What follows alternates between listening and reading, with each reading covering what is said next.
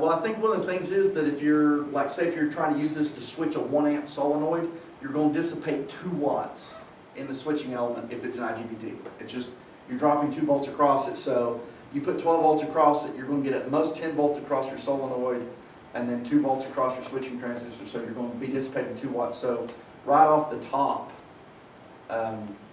no, I guess what I meant was the mechanical connections nowadays that can be done versus the transistor holding, the circuit open, right?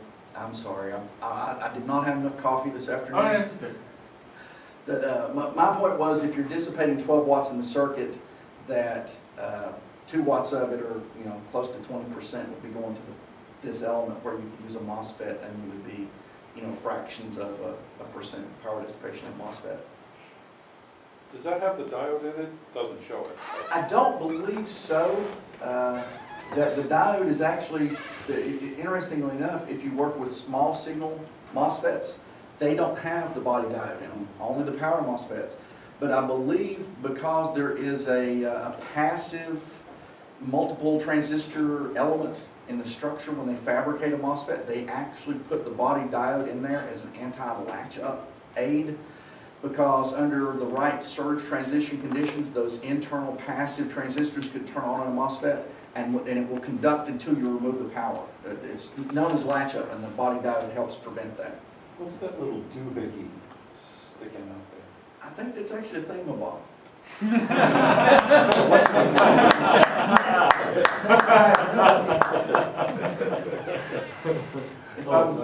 If I'm guessing looking at the picture, I'd say it's this thingamabob.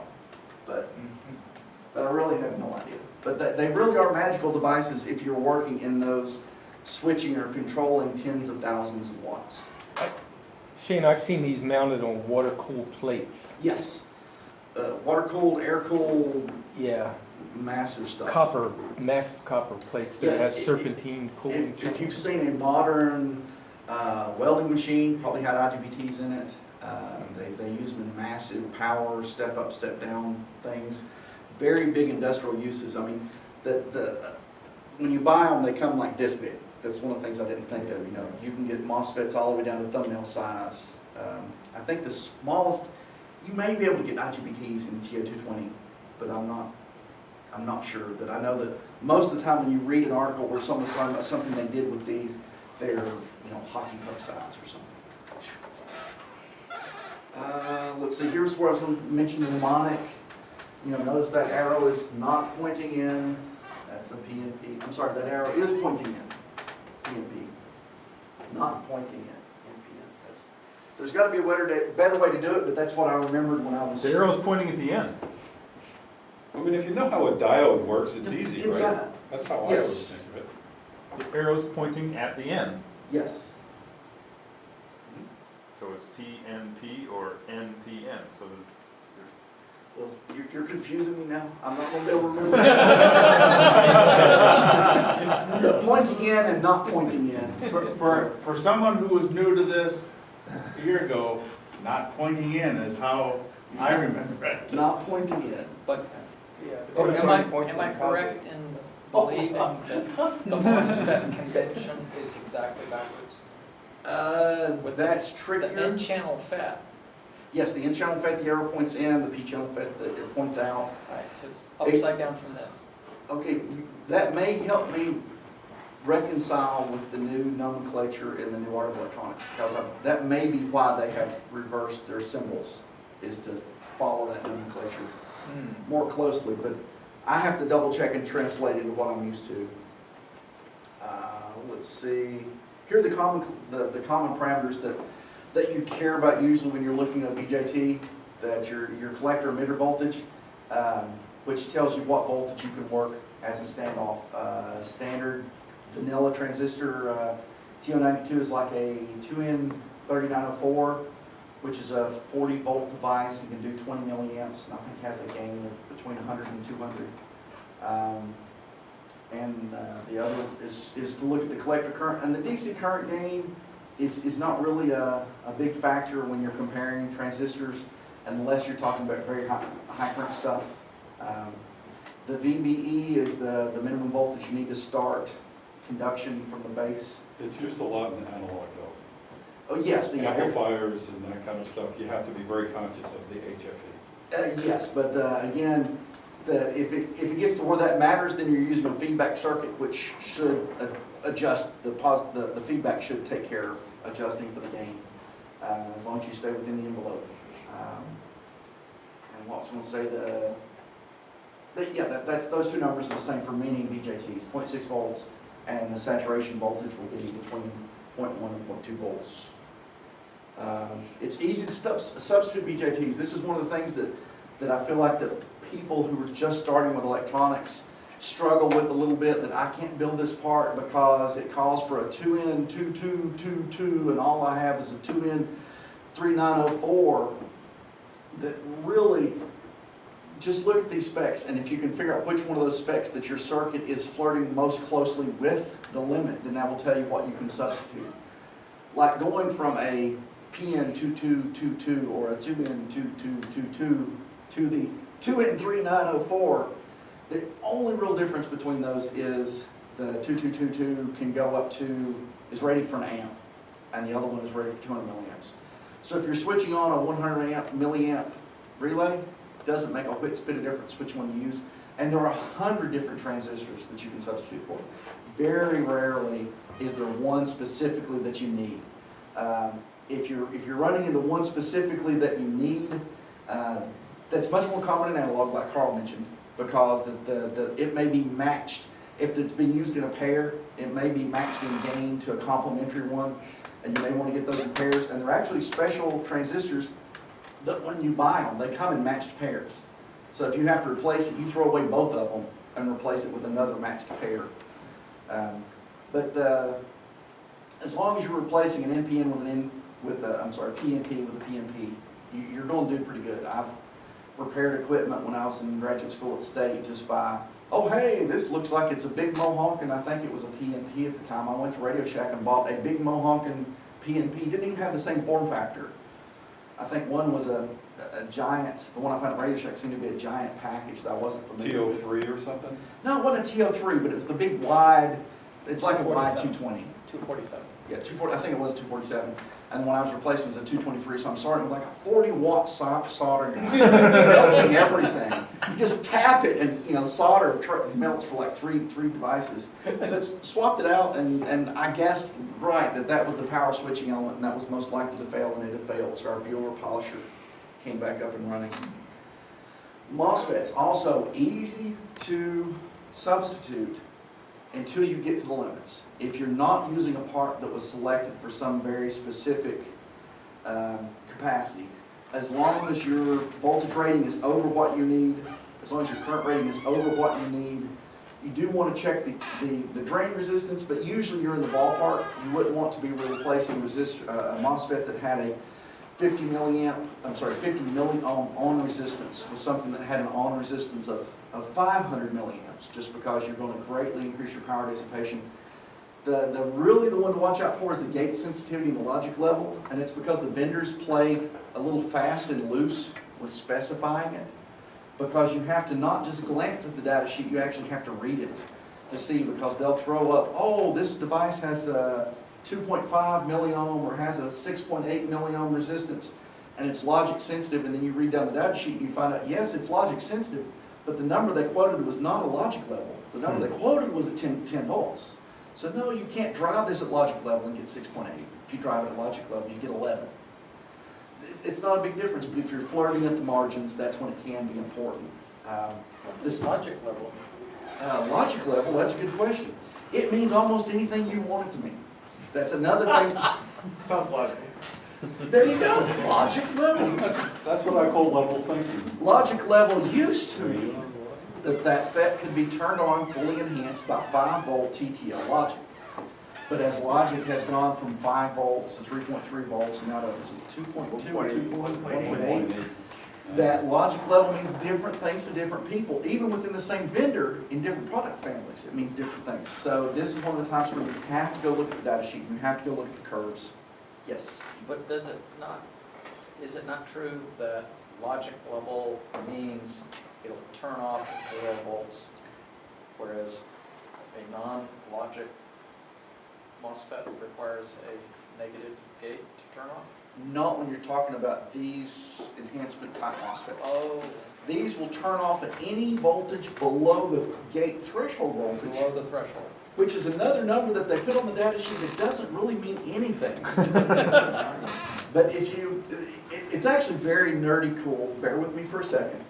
If you look at a nice long oscilloscope chart of the MOSFET turning on, the threshold voltage is when it just starts to conduct. Not when you could use it for anything usable, but when electrons start flowing. And then it uses a certain capacitance when you go up, but as soon as it starts to conduct, that induces another capacitance, so that the gate voltage kind of rounds over and goes flat for a little while, and goes through like 3 regions while you're turning it on. But again, logic level means different things to different people. And one of the things to watch out for is Brian pulling a MOSFET that says logic level right there in big bold letters at the front of the data sheet, but they're all talking about 5 volts. And you have to look at the curve to see it may not be usable at all at 3.3 volts. But I've seen some that will start turning on at 1.9 or 2 volts that would be great and fully enhanced, or enhanced enough by 3.3 volts. These can, Yes. the 6201 can turn on a half a volt. Oh, a half volt. Wow, I did How not lucky you get. know how that those went that low. But yeah, the MOSFETs are actually one of the more slippery elements. And that it's ugly and, yes, Brian? So, excuse me, in my kind of stuff with Raspberry Pi or an Arduino, the lower I can get the gate sensitivity, the better I am. Yes, up until a point. Because generally the gate sensitivity also has some sort of correlation with the voltage of the part. So there's like a dance you have to do when you're looking for a part. Okay, I'm going to be switching 12 volts, so I need to look at devices that have 12 volt plus a safety margin, say 50%, 18 volt and up devices. And then after I get into 18 volt and up devices, then you can go look by threshold voltage and see where the threshold voltage comes in. And it's really something that's kind of hard to look for because you can sort them by gate voltage, but where it used to be that sort these by logic level and non-logic level was a useful thing. If you're talking logic below 5 volts, you've got a whole other burden there to go through and make sure you found the right chip, and to look at the little family of curves and look and see what the forward current versus gate voltage curves look like. And that's a chart that I didn't bring today, but we can look at it another time should there be interest. Let's see, I talked about the substitutions. You run into the edges of substitution. If you're doing high-speed stuff, changing the gate capacitance can change. The gate capacitance usually goes up if you go from, hey, this device could handle 20 amps. I'm going to replace it with one that could do 100 amps. It's likely to be a larger gate capacitance, and it's going to be a slower switching transition if you don't account for it. Yes, Carl. What happens with a MOSFET? If you take the gate and you go all the way to the positive rail and then all the way to the negative rail. It turns on, then it turns off. Okay, so, but you're not going to cause issues with that MOSFET? Or does it need a resistance in there in order to? No, you don't need a resistance in there. You can use mechanical switches and do it, and it's just going to be little high current pulses. The limitation is that they'll have a maximum rating on the gate voltage. It's usually the absolute max is like 20 volts. So if you're below 20 volts, you can tie it up there. But if you're doing 36 volts, you wouldn't want to pull the gate up to 36 volts because you'll exceed the maximum rating. And what they would do in that case is you include a little gate resistor and then a Zener diode to limit the voltage to the gate. And lots of circuits, particularly if it's in a very noisy environment, they'll go ahead and stick a little Zener diode on there. Anyway, it's usually a 12 volt or 15 volt Zener just to clamp the gate voltage, keep it from going up. But no, it doesn't care. It's a capacitor. It really is a little capacitor. The only thing that will hurt it, besides the overvoltage, is too high a current, and that's when you put 2,000 volts of static electricity on there, and you get a burst of 2,000 amps that actually, it's a very thin layer of insulation and actually just blows through the insulation. I'm doing a really strange thing with a 555 timer and a MOSFET. That sounds a little personal. Yeah. I'll talk to you, maybe I'll Thanks for talk to you sharing. later about it and not bring it up here, but Yeah, I'm getting we're some running a weird little stuff going on, so. Well, it sounds like fun. Let's see, I think we're done. Oh, questions. We're done. I think we kind of handled them as we went along. And if something comes to you later, feel free to email me on the list. Can we get a copy of your slides? Yes, I will give you a copy of my slides. Maybe Shane, sometime you could talk about it like an H-bridge. I like the concept of H-bridges, but I would rather tell you what they are than tell you where to go buy them at Pololu. Okay. That every time I've been tempted to build an H-bridge, I've come to my senses and ordered one. In order. Now I have spares sitting on the shelf, so I envision never building an H-bridge. Okay. Yeah. Application question. So, let's say I want to minimize the power drain in a external LED display that I'm trying to put together. Okay. So, and what I want is flip-flop holding each LED in its current state and a mux to, microcontroller driving the mux Uh-huh. to switch a bit Uh-huh. when it needs to. And I want to minimize the total amount of power loss through that, in holding, obviously the drive of the LED and whatever. Are you switching them full current on? What? Yes, The answer let's is, assume it's a digital display if we want to. if you're not switching them full on, you should be switching them full on. Step one. Use MOSFETs for the MOSFET? switching elements, and use MOSFET drivers Okay, to drive the gates. And what they'll do is let you use very short transitions, so you can use a lower duty cycle.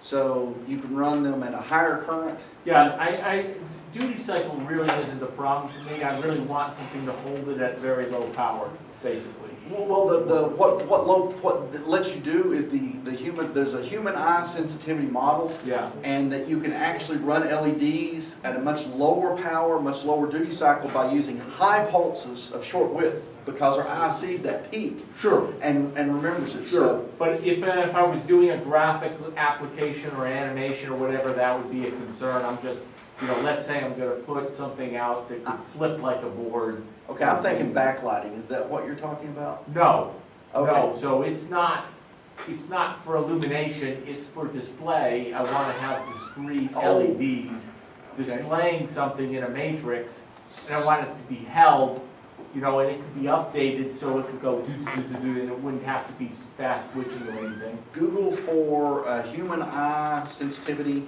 models, Okay? because there's an entire. I've read a couple of great. Is there something that integrates that whole thing? Because I know about these RGB We have to LEDs stop and these here. strips and stuff. What? Take it up with him later. Okay. Thank you, Shane. Thank you. So, oh, look at that. All right then. From these folks. All right, I think we're, so I'm actually, it's really good that I'm going, after Shane, because this is an application of some of the stuff you just saw. And in fact, the thing that I'm going to show you tonight is something I've been working on, and I don't know how many emails have gone back and forth between Pete, Shane, and myself on this particular project, but I'd like to think that I've taken some of the things that Shane talked about and what Pete has talked about as well, and put them to some good use. So, but before I get into that, I have one quick thing. We all kind of promised that as we got our all pixels, we'd show what we did with them, and I finally got around to think we have people coming over, and we're going to be doing, having a party at our house. Wouldn't it be great if I had something I could show off to everybody that's coming over? And so I finally put this thing to work. I got some 1/4-inch molding frame, and I took apart, and I bit the bullet and bought a Raspberry Pi. I'm really Wait a minute, what do you mean bite the bullet? Yeah, no, I know, it's really embarrassing. So I actually put this in a drawer so no one could see it. Inside the drawer, there's a little Raspberry Pi, and hooked up with the all pixel and a nice 10 amp power supply. and then I ripped our entertainment center apart and put this stuff on the wall behind it, and then put it all back together so it kind of looks like this. And you're still married? And well, yes, but, and so yeah. Does anybody have a garage you Yeah, can so I actually, so now it's got this really cool, I think it's really cool, Larson scanner kind of thing going on, and at night when it's dark, that little frame above it's got like, the light comes through, and it's really fantastic. So anyway, I'm just showing you that all pixel thing is fantastic. I'm having a lot of fun with it, and I thought maybe we could all just, as we put these things to work, we can show what we're doing with it. The part about the butt is, I realized that once I put this in place, my wife has opinions on the colors and the animations and all this, and I wasn't anticipating that. So she like, why are all these different colors, and now it should just be one, and Well, it's nice to be married to an architect. yeah. So I anyway. So but yeah, I'm actually using the old pixel, and the thing is amazing. It's caused me to buy a Raspberry Pi. Now I'm learning Python, but it's really having some fun with it. And I'm going to I'll document how all that stuff works, in case anybody wants to try to do something like that. So the thing I was going to talk about tonight is this Arduino control test and control board. And the idea is that it's going to take a little while to get it. Why am I still doing it? Because I've been at this for a little while. This is like we're working on now Rev 4. And then what this thing looks like, and then give a quick demo and some lessons learned. So the reason I did it is I get tired of this after a while, right? It's a mess. One of those wires comes out, and then you have to figure out which one it was. But what I oftentimes need to do is like hook up an Arduino and have it do a particular thing, and I figure, okay, I'm going to hook up an I2C based device or an SPI based device, or I'm going to need a real-time clock so I can log values at certain times. And after a while, I got tired of the breadboard thing, so I decided to build a board that would do it, and that's the one you see here in the middle. And this is actually exercising one of my trail counters. This is a GPRS-based trail counter thing that Shane, the one I gave to you, this is it in prototype stage, and that thing just kind of runs it through a test program. It just watches the thing, makes sure it's doing what it's supposed to do, and it logs it so that I don't have to hook up my computer to it, and I can just turn this thing on and walk away for days, and it will just run and come back. At the end of it, I can get a log of how it performed, and how long the battery lasted, and how many times it transmitted, and all those kinds of things, which are kind of good to have.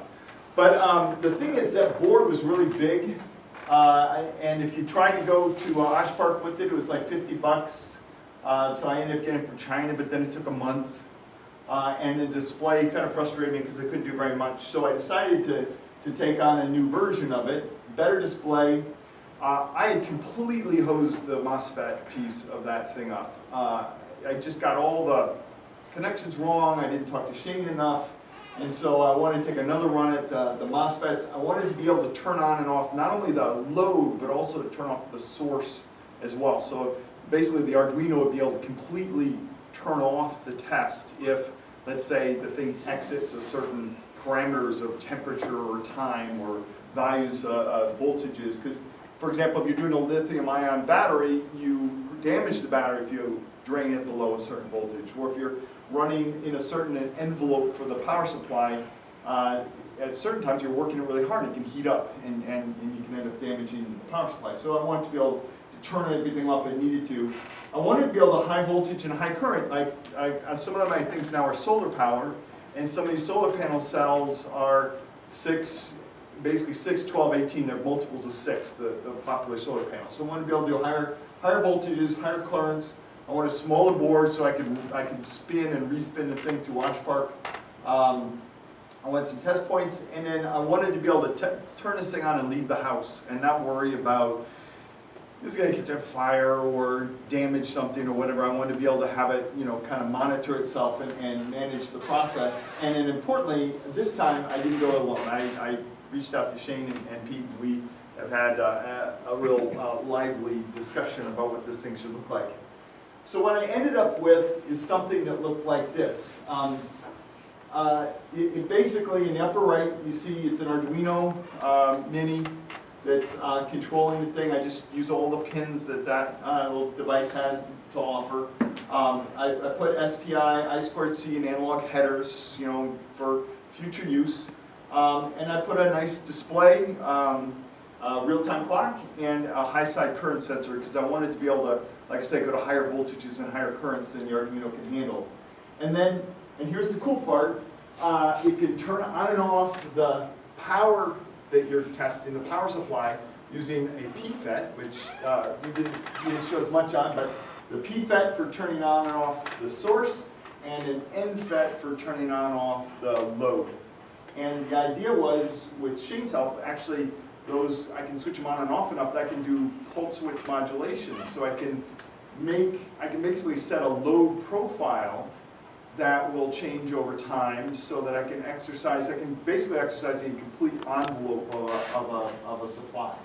And then either the device or the supply can test is here, and then I added these test points so that, someday if I go to Pete's house and he's got this wonderful oscilloscope that's going to be working, then, we can hook up to that. Or if I got my little, what's that, I can look at the transients in the response, let's say, to a spike in current or the load that goes up.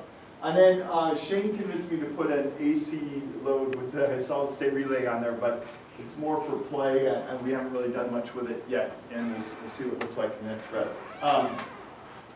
So the board ended up, actually got it down to about a third of the size of the last one.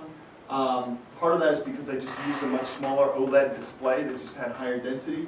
But I also tried as much as I could to make things physically as tight a fit as possible, and I'll show you what that looks like. But the one thing that's kind of cool about this, it's a little hard to see from this, so I'm going to switch over to Eagle, is how to do the supply where it can handle a decent current. And so, let's see if this shows up. So this is the board itself in Eagle, and to date, I've been very used to this idea of connecting things with the little nets and having the vias and all that, and I ended up routing this stuff, and I'm pretty comfortable with it. But with this one, we wanted to be able to handle higher currents. And these MOSFETs, if you look, like this is the P MOSFET. It's got the gate, which has got just one pin, and then it's got the, I'm gonna get this wrong, drain? No, that's a P. Those are sources. Source. And then the drain has got, but all four of these pins are connected. So that's how it gets as much current through that as it can. And what I found was when I was connecting it with the trace, I wasn't able to get enough width, enough copper into that thing that I could get a decent current through. Yeah, good question. Dotted polygons are pores. Yes, and so what we did was we came up with this idea of the high current path of this thing is now all pores. And I'll show you what that looks like in a second, but the idea is that instead of just connecting this with a trace, this pore goes from here to here. What's a pore?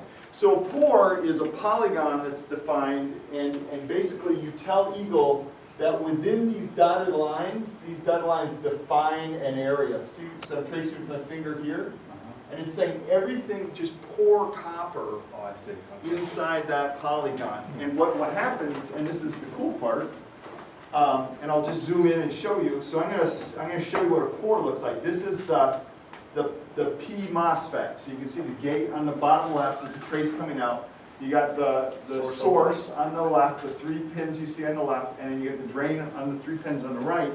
And now when I pour the copper, Is the bottom pin on the right not used? Bottom pin, 4 pins on the right. all these pins are used. Oh, okay. And you see what happens when you do a pour, you get each of these pads now gets 4 connection points, whereas typically when you're just using a trace, you just get 1. And then the amount of copper around those pins is significantly greater. And because of that, you can bring a lot more current through the circuit, and what you end up with is a circuit that's actually kind of cool to look at, but you can see now the regions are all the pores, and you can follow the path. The hard thing about this is you can't do a via with a pore, right? Because that kind of defeats the purpose. So I had to lay this thing out where each of these pores basically the current comes in, this is ground, right? Here's my VN, and basically it had to flow all the way through, basically without any kind of a break that would cause me to have to use a via to get over to the other side of something. So everything had to be kind of jumbled around. But that was something that we all worked through. This first time I ever did it, it's pretty cool. And once I got the hang of it, it actually worked out really well. So that was one thing I learned on this. It was kind of a new. It almost looks like a ground plane. I know, yeah, exactly. I'd always used the pour for Yeah, that's what I'm, before. yeah, You put the big polygon around the whole board and just And say then ground. But in this case, so I still did that. It's just that now my ground pour, basically all this is ground pour over here. But yeah. The other thing, you may not touch on this, but right in the middle, there's, well, it's not in the middle anymore, but Oh, sorry. down at the bottom, Yeah. isn't that one of your, where's your sense resistor? Yeah, the Yeah, sensors right, are oh, already. there they are. Yeah. So One. those pores are creating Here. fantastic heat sinks. So the power dissipation through those resistors, Yeah. it's not just the transistors that are benefiting, but The- other things that are gonna dissipate heat. Yeah, The they're design heat of the spreaders, system they're not is just really conductors, good. they're heat spreaders also. Yeah. Yeah, good point. So one of the ways that I wanted to be able to sense higher voltages was by setting the analog inputs on the Arduino as close to ground as possible. So these are 0.1 ohm 1206 resistors. And the analog inputs, as well as the test points for the oscilloscope, would all be right at the high side of those resistors, so that they're going to take a fair bit of current through it, but they're low resistance. So we sized it for about I think in the end they sized it for like 10 amps, but who knows? I think weren't they 25 mil resistors, not the 12? I thought they're 1206, but I have to go back and see. The double. I thought they were. I was doing electrical. Yeah. So Well, anyway, So Pete, given that this is all this copper is in essence a heat sink, do you have to really properly heat up the board if you were going to put components down? Because you're, oh yeah, well, Yeah. this would Hard to affect the solder. soldering. Yeah. This would affect the soldering, yeah, it's Yes. definitely the so case. you'd have to, and then, yeah, You may have to adjust, the hand soldering is Yeah. gonna be noticeably different. right. Yep. And with free flow, you have to take that. That's why they have the little ring with the pluses. Without that, it would be even more difficult to solve. Right, Right. okay. Yep, yeah, exactly. Yeah, that's why, for example, on this core here, if I zoom in, that's why those pads aren't just completely connected. Mhm. Because then Because it otherwise, would be very It would be difficult. sucking the Yeah. heat out as fast Yeah, as. as fast as you're putting it in. Mhm. Right, exactly. So it's a bit of a balance between wanting to get as much copper in so you can get as much current through, but then limiting it so you can still reflow. I hand soldered this one, but it would be an interesting, maybe on the next rev, it would be kind of cool to try a reflow with it and see how that works. I suspect that it would be, might be a little bit of a challenge, but who knows? No. So this board kind of looks opposite of what you typically see for traces, because normally I look at the blue and I go, oh, trace. This is now insulation. Yeah, so the blue is the bottom and the red is the top. It's a two-sided Yeah, board. blue's bottom copper. So the bottom copper is blue. You can turn and- the blue layer, bottom layer off. Yeah, so let me show you. So if I come in here and I turn off the bottom layer, this is just the top copper. So all of the red is copper. Yep, All the red is copper. All blue is copper too, but on the other side of the That's board. correct. there's no blue anymore. Yeah, But so no, if the black is insulation. Right. So you can turn the red off and turn the That would blue be on. the board itself, Yeah, which is an So insulator. you have as much copper, that board's 90% copper. Yeah, exactly. Yep. Yeah, and that's what was kind of unique about this board, because typically, I probably still would have done a pour, but it would have just all been ground. But here, you've got that whole piece starting from here and taking you all the way through to there is copper, to get as much current through as possible. So it gives you this high conductive pad that you can possibly get, so you haven't wasted any of the potential performance. You've got. Did you calculate your maximum current that you could potentially? Well, yeah, so that's a good question. There's trace width calculators that you can go in and use, but they are based on the idea of having a trace. And that when you have a pour, I don't have an easy way of calculating it. So what we ended up doing was putting in these resettable fuses, these PTC, and I'm not sure what that stands for. Positive temperature coefficient. There you go. So, so there's one here that sets a limit on how much current will be allowed through the current path, and then there's one over here that kind of protects the amount of current that the Arduino is supplying to the display, the real-time clock, and the sense. But I was going to actually, one of the things I want to do, and this is something that now Pete's got a new piece of kit that we can play with, is, you know, we could take this piece and replace it with a wire, and then start looking at it with an IR camera and see, you know, how hot things get. Because I have a FLIR infrared. I would Yeah. love Yeah, to. that's what we're talking about. Yeah, Exactly. I have and I mean, it's really sensitive. And I would love to pump some power and look at the cross section. we'll be doing, yeah, so maybe the next time we'll have some, Yeah, Yeah. and the other thing that we can do, I got some equipment, and we can put arbitrary pulses through this thing. We can, I mean, programmable power supplies and programmable loads. programmable loads, Yeah. and just have a party with it, with the oscilloscope, and see what it really does. And I Right. predict that it's gonna have no trouble switching 6 amps. Yeah, that's the Piece of whole. cake.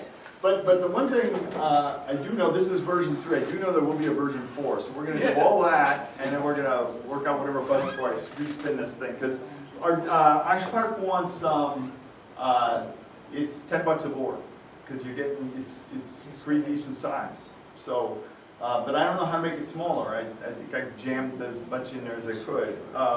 So that, I just want to show you that, and then, one of the things that you'll notice